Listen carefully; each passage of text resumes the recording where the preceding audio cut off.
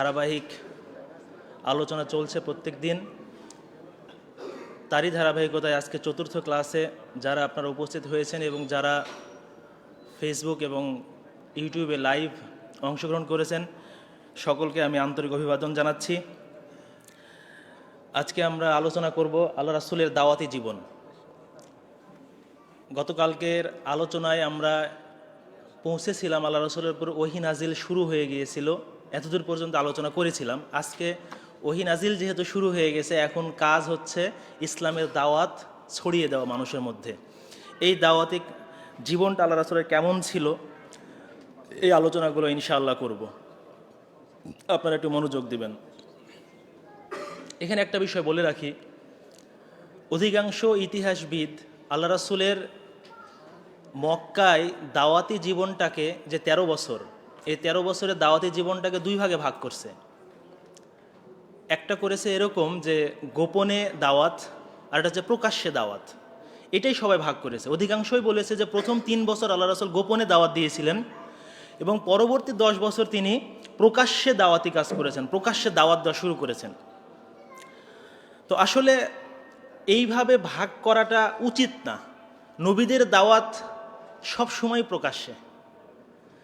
প্রায় সব নবী পৃথিবীতে এসেই এভাবে বলতেন, ইয়া কওমি ইউবুদুল্লাহ উবুদুল্লাহ মা লাকুম মিন ইলাহিন গায়রু, তোমরা আল্লাহর ইবাদত করো আর তিনি ছাড়া কোনো উপাস্য নেই। এবং আল্লাহ রাসূল সাল্লাল্লাহু আলাইহি ওয়াসাল্লাম তিনিও বলেছেন, ইয়া আইয়ুহান নাস ইন্নী রাসূলুল্লাহি ইলাইকুম জামিআ, আমি হচ্ছি আল্লাহর রসুল তোমাদের সকলের জন্য, আল্লাহর পক্ষ থেকে প্রেরিত আমি রাসূল। তা আল্লাহ রাসূলের এই দাওয়াতি জীবনটা গোপন প্রকাশ্য এরকম না, বরং তিনি হিকমার সাথে দাওয়াত দিতে গিয়ে প্রথম দিকে গোপনে গোপনে দাওয়াত দিয়েছেন। এটা হচ্ছে দাওয়াতের একটা সিস্টেম, এটা হচ্ছে হিকমা। আমরা ভাগ করব না এভাবে, বরং আমরা বলবো আল্লাহ রাসূল হিকমা অবলম্বন করার কারণে প্রথম দিকে গোপনে দাওয়াত দিয়েছেন। কারণ যে কোনো সংস্কার আন্দোলন প্রথমে কিন্তু গোপনে শুরু করতে হয়। আপনি একটা সংস্কার আন্দোলন করবেন, বিশেষ করে এই অঞ্চলগুলোতেই শিরিক বিদআতে মানুষ পরিপূর্ণ হয়ে আছে। আপনি শিরিক বিদআতের বিরুদ্ধে যদি একটা সংস্কার আন্দোলন গড়ে তুলতে চান, তাহলে আপনি কি প্রকাশ্যে শুরু করবেন? প্রথম দিনেই তো আপনি মাঠ থেকে আউট। তো এই জন্যে যে কোনো সংস্কার আন্দোলন শুরু হয় গোপন দাওয়াতের মাধ্যমে। আল্লাহ রাসূলও ঠিক এই কৌশলটা অবলম্বন করেছিলেন। তিনি দাওয়াতি কাজ শুরু করলেন ইসলামের। সর্বপ্রথম যিনি ইসলামের এই দাওয়াতে ইসলামের পথে আসলেন তিনি হচ্ছেন আল্লাহ রাসূলের সহধর্মিণী পুণ্যবতী স্ত্রী খাদিজা বিনতে খুয়াইলিদ রাদিয়াল্লাহু তাআলা আনহা। তিনি প্রথম ইসলাম ধর্ম গ্রহণ করলেন, আলহামদুলিল্লাহ। এরপরে গোলামদের মধ্যে তারই মুক্ত দাস যায়েদ বিন হারেসা, এরপরে শিশু কিশোরদের মধ্যে আলী বিন আবু তালেব তিনি, আর বয়স্কদের মধ্যে প্রথম ইসলাম ধর্ম গ্রহণ করলেন আবু বকর রাদিয়াল্লাহু তাআলা আনহু। এখানে আবু বকর রাদিয়াল্লাহু তাআলা আনহুর পূর্ণ নামটাই বলেছে আবু বকর ইবনু আবি কুহাফা। তার বাবার নাম ছিল আবি কুহাফা। মোটামুটি ইনারা প্রথম পর্যায়ে ইসলামের দাওয়াত কবুল করলেন। আবু বকর রাদিয়াল্লাহু তাআলা আনহু তিনি ইসলামের দাওয়াত কবুল করার পরে, আল্লাহু আকবার, তিনি একজন সফল কর্মী। দাওয়াতের জগতে তিনি একজন সফল কর্মী। তিনি ইসলামের দাওয়াত দেওয়া শুরু করলেন তার পরিবার থেকে। তার পরিবারের তার মা, তার স্ত্রী, তার 2 কন্যা আসমা, তারপরে আয়েশা, এরা সবাই ইসলাম ধর্মে চলে আসলো, আলহামদুলিল্লাহ। তার দাওয়াতেই ইসলাম ধর্ম গ্রহণ করেছে উসমান রাদিয়াল্লাহু তাআলা আনহু, ইসলামের 3য় খলিফা উসমান রাদিয়াল্লাহু আনহু। আবু বকর রাদিয়াল্লাহু আনহুর দাওয়াতে ইসলাম গ্রহণ করছেন জুবায়ের, আব্দুর রহমান বিন আউফ, সাআদ বিন আবু ওয়াক্কাস, তালহা বিন উবাইদুল্লাহ, এই প্রখ্যাত সাহাবীগুলো সবাই আবু বকর রাদিয়াল্লাহু আনহুর দাওয়াতে ইসলাম ধর্ম কবুল করছেন। শুধু তাই নয়, তিনি যে সকল মুক্ত দাস থাকতো, যেখানে দাস থাকতো তিনি টাকা দিয়ে সেগুলো ক্রয় করে নিয়ে সেগুলোকে মুক্ত করে দিতেন। এইরকম প্রায় 7 জন দাস তারা মুক্ত হওয়ার পর ইসলাম গ্রহণ করেছে। তার মধ্যে একজন অন্যতমকে বেলাল বিন রাবাহ রাদিয়াল্লাহু তাআলা আনহুম। এগুলো সব আবু বকর রাদিয়াল্লাহু তাআলা আনহু তার দাওয়াতের ফল। তিনি একজন দাওয়াতের মাঠে অন্যতম সফল একজন কর্মী, সুবহানাল্লাহ। এর মধ্যে আরও একজন উল্লেখযোগ্য আছেন। তারপর একে একে সাহাবীরা বিভিন্ন মানুষ ইসলাম গ্রহণ করতে শুরু করলো। ওমর ইবনুল খাত্তাব রাদিয়াল্লাহু তাআলা আনহু, তার বোন ফাতেমা এবং তার হাজব্যান্ড সাঈদ, এরা দুজনে ইসলাম গ্রহণ করছে। এটা কিন্তু তখন ওমর জানতো না, তারা গোপনে সবাই ইসলাম গ্রহণ করছে। এরা যারা ইসলাম গ্রহণ করছে সব কিন্তু গোপনে গোপনে ইসলাম কবুল করে গোপনে তারা ইসলামের বিধিবিধানগুলো পালন করত। ঠিক এরকম পর্যায়ে ওহী নাজিলের শুরুর দিকে সলাতে নির্দেশনা চলে আসলো। মহান আল্লাহর কাছে, আল্লাহ রাসূল সাল্লাল্লাহু আলাইহি সাল্লামের কাছে ওহী নাজিল হলো, ওয়াসাব্বিহ বিহামদি রাব্বিকা বিল আশিয়্যি ওয়াল ইবকার, আপনি আল্লাহর প্রশংসার সহিত পবিত্রতা ঘোষণা করুন সন্ধ্যায় এবং সকালে। তো আয়েশা রাদিয়াল্লাহু তাআলা আনহা, সহিহ মুসলিমের মধ্যে একটা হাদিস পাওয়া যায়, আয়েশা রাদিয়াল্লাহু আনহা বলছেন যে ওহী নাজিলের শুরুর দিকে তখন ইসলামের সলাত ছিল 2 ওয়াক্ত মাত্র, ফজরের এবং আসরের, এবং সেটাও ছিল দুই রাকাত করে, ফজরে 2 রাকাত, আসরে 2 রাকাত। এইভাবে ইসলামের শুরুর দিকে সলাতের সিস্টেম ছিল। এটা ছিল একদম আপনার হিজরতের কিছু পূর্বে মিরাজের রজনীতে যাওয়ার আগ পর্যন্ত এভাবেই তারা সলাত আদায় করতো। আল্লাহ রাসূল সাল্লাল্লাহু আলাইহি ওয়াসাল্লাম তিনি গোপনে সলাত আদায় করতেন, সাহাবীরা সলাত আদায় করতেন 2 ওয়াক্ত। কিন্তু আল্লাহ রাসূল এছাড়াও তিনি তাহাজ্জুদের সলাত আদায় করতেন রাত্রে উঠে, এবং সাহাবীরাও তাকে দেখা দেখি তাহাজ্জুদের সলাত আদায় করত। এগুলো ছিল সলাতের সিস্টেম ওহী নাজিলের শুরু থেকেই। আর জিবরাইল আলাইহিস সালাতু ওয়াস সালাম যখনই কুরআন নাজিল হয়েছে তখনই জিবরাইল আলাইহিস সালাতু ওয়াস সালাম তিনি আল্লাহ রাসূলকে ওযু এবং সলাতের নিয়মগুলো সব নিজে এসে শিক্ষা দিয়ে গেছেন, এবং সেভাবে তিনি সাহাবীদেরকে শিক্ষা দিয়েছেন। এভাবে সলাতের প্রচলনও শুরু হয়। এভাবে দাওয়াত প্রথমে শুরু হলো। এই দাওয়াতের সারবস্তু ছিল 5টি। 1, তাওহীদ, রিসালাত, আখিরাতের উপর বিশ্বাস, আল্লাহর উপর তাওয়াক্কুল, এবং এগুলোর সমষ্টিতে তাজকিয়াতুন নাফস অর্থাৎ আত্মশুদ্ধি অর্জন করা। প্রথমে দাওয়াতগুলো ছিল শুধু এতটুকুর মধ্যে সীমাবদ্ধ। মানে একজনকে দাওয়াত দিবে, তাকে তাওহীদের দাওয়াত, তাকে দাওয়াত দিত রিসালাতের, তাকে বলতো আখিরাতের উপর বিশ্বাস করতে হবে, এরপরে ভরসা করতে হবে আল্লাহর উপরে। আর এই সব কিছুর মাধ্যমে প্রত্যেকটা মানুষকে কিভাবে তার আত্মশুদ্ধি অর্জন করতে পারে, কিভাবে সে একজন সুন্দর প্রকৃত মুসলিম হতে পারে, এগুলোর সমন্বয় দাওয়াত ছিল প্রথম দিকে। এইভাবে দাওয়াত চলতে থাকলো, গোপনে মানুষ আস্তে আস্তে ইসলাম কবুল করতে থাকলেন। এরকম হতে হতে কয়েক বছর এইভাবে দাওয়াতি কার্যক্রম চলল। কেউ কেউ বলেছে 3 বছরের মতো এভাবে দাওয়াতি কার্যক্রম চলে। এরপরে আল্লাহ রাসূল সাল্লাল্লাহু আলাইহি সাল্লামের উপর ওহী নাজিল হলো, ফাসদা বিমা তুমার, আপনাকে যে আদেশ করা হয়েছে এগুলো এখন আপনি প্রকাশ্যে ঘোষণা দেওয়া শুরু করুন।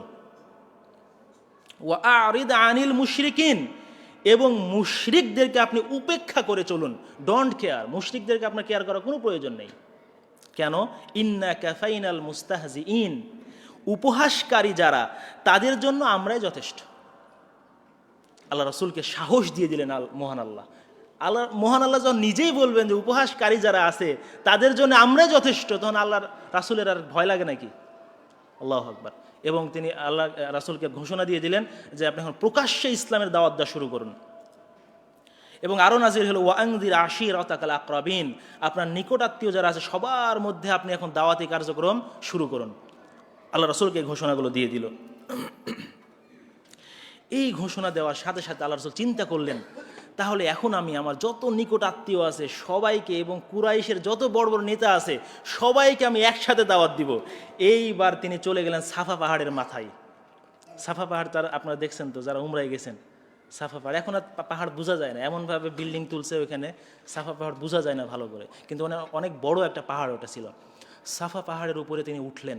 তৎকালীন সময় একটা নিয়ম ছিল, কোনো বিপদ আপদ আসলে বা মানুষকে সতর্ক করতে চাইলে মানুষ ওই পাহাড়ের উপরে উঠে চিৎকার করে সবাইকে ডেকে জড়ো করে বলতেন যে এই এই সমস্যা। এটা তৎকালীন সময়ের একটা সিস্টেম ছিল।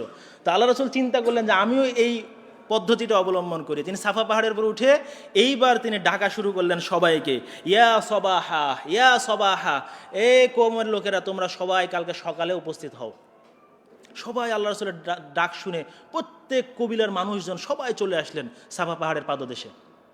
এইবার আল্লাহ রাসূল তাদেরকে বলছেন, আচ্ছা আমি যদি বলি তোমাদেরকে যে এই সাফা পাহাড়ের উল্টা পাশে শক্তিশালী শত্রু বাহিনী, সৈন্য বাহিনী রেডি হয়ে আছে তোমাদেরকে হামলা করার জন্য, তোমরা কি আমার কথা বিশ্বাস করবে? সবাই বলতেছে যে অবশ্যই বিশ্বাস করবো। মা জাররাবনা আলাইকা ইল্লা সিদকান, আমরা তো তোমার কাছে সত্য ছাড়া কিছু কোনোদিন পাই নাই, আমরা অবশ্যই বিশ্বাস করবো তোমার কথা। তুমি যদি বলো যে হ্যাঁ শত্রু বাহিনী এই পাহাড়ের পিছনে আছে, আমরা এটা অবশ্যই বিশ্বাস করবো, কারণ তুমি কোনোদিন মিথ্যা বলনি। তুমি কে? আল আমিন, বিশ্বাস। এটা কারা দিছে উপাধি? তারাই দিছে। তখন আল্লাহ রাসূল বলছেন, কওমের নাম ধরে, কখনো কখনো কোনো একটা ব্যক্তির নাম ধরে এইভাবে তিনি বলছেন, ইয়া মাআশারা কুরাইশ, হে কুরাইশের যুবকেরা, আনযিরু আনকিযু আনফুসাকুম মিনান নার, তোমরা তোমাদের নিজেদেরকে জাহান্নামের আগুন থেকে বাঁচাও। এবার একটা কবিলার নাম ধরে বলছে, এইভাবে উমুকের নাম ধরে বলছে, উমুকের নাম ধরে বলছে, এইভাবে সতর্ক করে বলতেই আছে। একটা এসে বলছে, ইয়া ফাতেমাতা বিনতা মুহাম্মদ, হে মুহাম্মাদের কন্যা ফাতেমা, আনকিযি নাফসাকি মিনান নার, তুমিও নিজেকে জাহান্নামের আগুন থেকে বাঁচাও। সালিনি মা শিইতি মিন মালি, আমার অর্থ সম্পদ থেকে তুমি যা চাও নিয়ে নাও।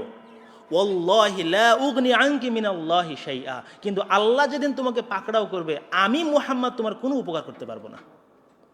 এইভাবে সবাইকে তিনি সুন্দর একটা হৃদয় স্পর্শী একটা ভাষণ তিনি দিলেন। দেওয়ার পরে তাদেরকে বললেন, ইয়া আইয়ুহান নাস, হে মানুষেরা, কুলু লা ইলাহা ইল্লাল্লাহ তুফলিহু, তোমরা বলো যে আল্লাহ ছাড়া প্রকৃত কোনো উপাস্য নেই, তাহলে তোমরা সফল কাম হবে। এই কথা যেই বলা, সাথে তার চাচাতো উপস্থিত আবু লাহাব, এই উঠে বলছে, এই জন্য তুমি আমাদের ডাকছো? তখন সে বলছে, তাব্বান লাকা সাইরাল ইয়াউম আলিহাযা জামাআতানা, সারা দিন তোমার ধ্বংস হোক। মুহাম্মদ সাল্লাল্লাহু আলাইহি ওয়াসাল্লামকে বলছে, কে? তার চাচা আবু তালেব। তাব্বান লাকা সাইরাল ইয়াউম, সারা দিন তোমার উপরে ধ্বংস হোক। আলিহাযা জামাআতানা, এই কারণে তুমি আমাদেরকে ডেকেছো, জমা করছো। এই যে তাব্বান শব্দটা বলছে, পরবর্তীতে মহান আল্লাহ সূরা লাহাব নাজিল করলেন, সূরা মাসাদ, তাব্বাত ইয়াদা আবি লাহাব ওয়া তাব, আবু লাহাবের দুই হাতই ধ্বংস হয়ে যায় এবং আবু লাহাব নিজেও ধ্বংস হয়ে যাক। মহান আল্লাহ এই সূরা নাজিল করে দিলেন আবু লাহাবের এই কথা শুনে। পরবর্তী একটু পরে আমি আবু লাহাবের ঘটনাগুলো বলছি। এইভাবে আল্লাহ রাসূল তাদেরকে দাওয়াত দিলেন, কিন্তু তারা কেউ দাওয়াত কবুল তো করলোই না, বরং উল্টা সবাই চলে গেল গালিগালাজ করতে করতে। আল্লাহ রাসূল থেমে থাকেননি, তিনি দাওয়াতের ময়দানে সোচ্চার।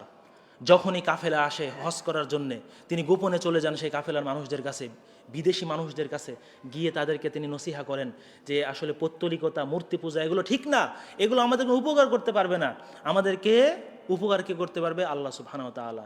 একমাত্র আল্লাহর ইবাদত করতে হবে। উলুহিয়াতের দাওয়াত দেওয়া শুরু করলেন। রুবুবিয়াত কিন্তু তারা স্বীকার করতো, কিন্তু উলুহিয়াত তারা স্বীকার করতো না। তিনি এইভাবে দাওয়াত দেওয়া শুরু করলেন গোপনে গোপনে। আর আবু লাহাব, সে প্রত্যেকটা পদাঙ্ক অনুসরণ করতো আল্লাহ রাসূলের। যেখানে আল্লাহ রাসূল সেখানে আবু লাহাব। আল্লাহ রাসূল গোপনে যাবে, তাও সে দূর থেকে ফলো করে ওখানে যায়। যাওয়ার পরে যখনই আল্লাহ রাসূল বলে যে কুলু লা ইলাহা ইল্লাল্লাহ তুফলিহু, পিছন থেকে বলে ইন্নাহু সাবি, আরে এ তো ধর্মত্যাগী, ইন্নাহু কাযযাব, এ মিথ্যুক, এর কথা তোমরা বিশ্বাস করো না।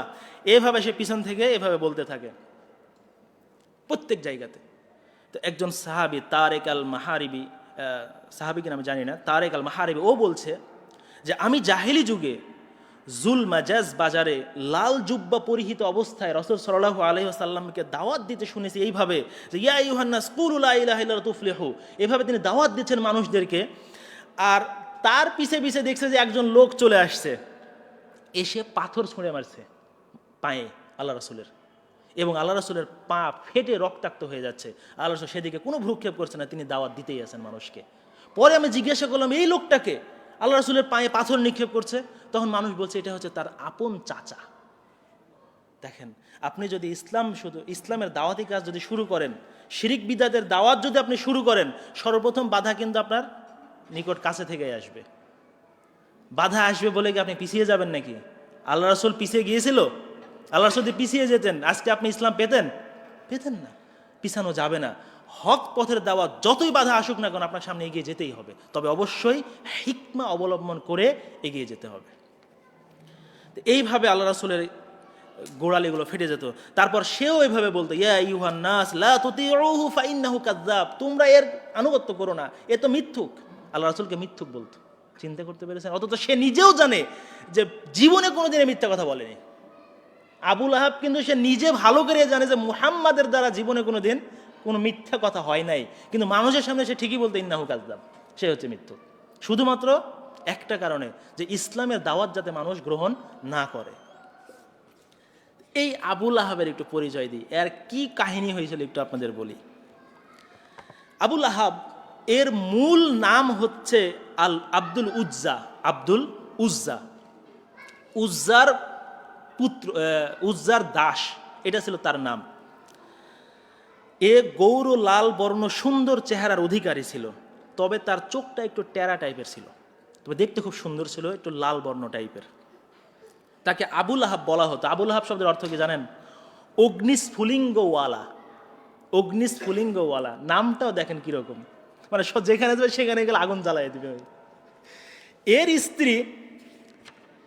এর স্ত্রীর কথা না বললেই নয়, এর স্ত্রীর নাম হচ্ছে আরওয়া।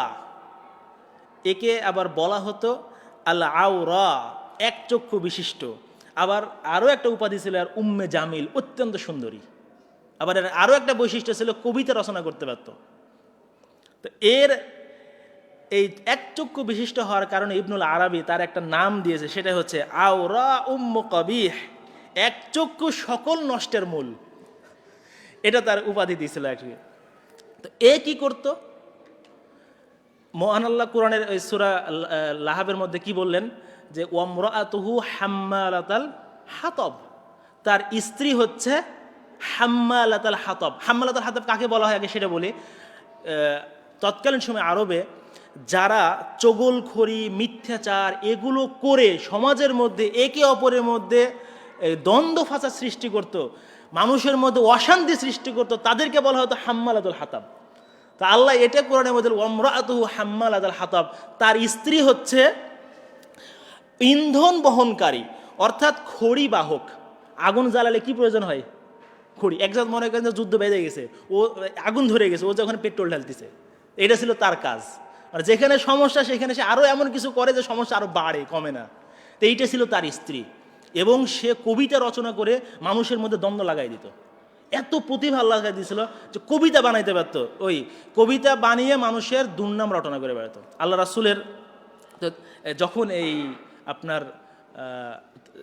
আরেকটা জিনিস বলি, আবু লাহাবের দুই পুত্র উতবা এবং উতাইবা, এই দুই পুত্রের সাথে কিন্তু নবুয়তের পূর্বে আল্লাহ রাসূল তার দুই কন্যার বিবাহ দিয়েছিলেন। সেটা কে কে? রুকাইয়া এবং উম্মে কুলসুম। এই দুইজনের বিবাহ আল্লাহ রাসূল দিয়েছিলেন আবু লাহাবের দুই ছেলে উতবা এবং উতাইবার সাথে। কিন্তু যখন সূরা লাহাব নাজিল হয়ে গেল, তখন আবু লাহাব আর দুই পুত্রকে বলছে যে তালাক দিয়ে দে তাড়াতাড়ি, দেখিস না তোর বাপ সম্পর্কে কি নাজিল হয়েছে। তখন জোর করে তালাক দেওয়া হয়েছে। পরবর্তীতে উসমান রাদিয়াল্লাহু তাআলা আনহু তিনি বিবাহ করেছিলেন রুকাইয়াকে, পরে রুকাইয়া মারা গেলে উম্মে কুলসুম। দুই মেয়েকে বিবাহ করার কারণে আল্লাহ রাসূল তাকে কি বলা হয়? যুন্নুরাইন, দুই নূরের অধিকারী। তো এই আবু লাহাবের শেষ পরিণতি কি হয়েছিল? আল্লাহ রাসূলকে এমন কোনো বাধা নাই যে সে দেয়নি, এমন কোনো বাধা নাই যে সে দেয়নি। তার জীবনের একটা অন্যতম টার্গেট ছিল আল্লাহ রাসূল যা করবে সেটা বাধা দেওয়া, এটাই ছিল তার একটা হাদাফ, লক্ষ্য। তো যখন মহান আল্লাহ আয়াত নাজিল করে দিলেন যে তার ধ্বংস, দুই হাত ধ্বংস হোক, সে নিজেও ধ্বংস হোক, তাহলে ধ্বংস কি হবে না? অবশ্যই হবে। দেখেন শেষ দিকে বদরের যুদ্ধের পরে, বদরের যুদ্ধের এক সপ্তাহ পরে তার শরীরে প্লেগ মহামারীর একটা রোগ দেখা গেল। এই রোগের মাধ্যমে তার পুরো শরীরে পচন ধরে গেল। পচন ধরে যাওয়ার কারণে তাকে ছেড়ে তার স্ত্রী, তার পুত্ররা সবাই পালিয়ে চলে গেল তাকে রেখে। পরে সেই পচন রোগে সে সেখানে মারা যায়। পরবর্তীতে যখন দুর্গন্ধ ছুটে গেছে, তখন এক লোকের সাহায্যে তার দুই পুত্র এসে তার লাশটা কোনো রকম ধরে নিয়ে উঁচু একটা জায়গায়, দূরে উঁচু একটা জায়গায় গর্ত করে তার মধ্যে লাঠি দিয়ে এইভাবে ঠেলা দিয়ে ফেলে দূর থেকে পাথর নিক্ষেপ করে সে গর্তটা বুঝিয়ে দিয়েছে। দেখেন কিভাবে আল্লাহ তাকে গজব দিয়েছে দুনিয়াতেই, আর আখিরাতে তো তার গজব আছেই। তাকে জাহান্নামেও পোড়াবে। শুধু তাই নয়, তার গলাতে রশি পেঁচানো থাকবে জাহান্নামে। সূরা লাহাবের তাফসিরটা পড়ে নেবেন। এই হচ্ছে আবু লাহাবের অবস্থা। তা আজকেও যারা ইসলামের হক পথে যারা বাধা দিবে তাদেরকে সতর্ক সাবধান করে বলছি যে আপনারা আবু লাহাবের মতো কাজ করেন না।